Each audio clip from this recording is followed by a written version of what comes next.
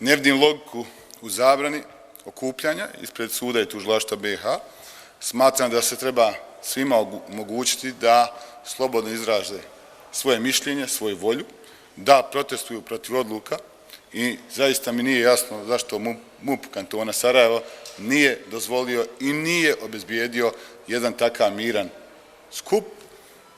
Vidjet ćemo o čemu se radi. Ja smatram da se radi o političkoj odluci i zaista ja ovim putem osuđujem. Što se tiče okupljanja na entitetskoj liniji, organizator poziva na okupljanje na entitetsku liniju. Ja molim organizatora da ispoštuje sve zakonske propise i smatram da svako ima pravo da izrazi svoje mišljenje i zaista ne vidim ništa sporno u svemu tome, pogotovo što se radi o jednom mirnom skupu, tako da ne vidim nikakve zakonske prepreke.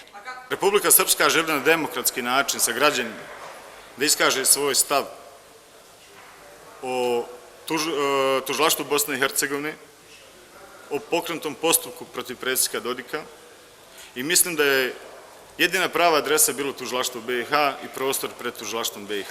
Cijenim da je Sarajevo palo na ispitu.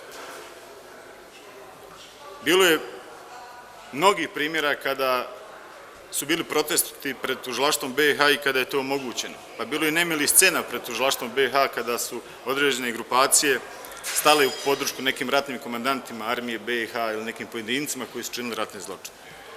Republika Srpska i građani žele na demokratski način da izraze svoj stav o tom pitanju, neprihvatanju takve osude i takvog napada na instituciju predsjednika Republike koji je u skladu sa Ustavom postupio i koji je u skladu sa svim ustavnim kapacitetima institucija Republike Srpske postupio u ovom slučaju.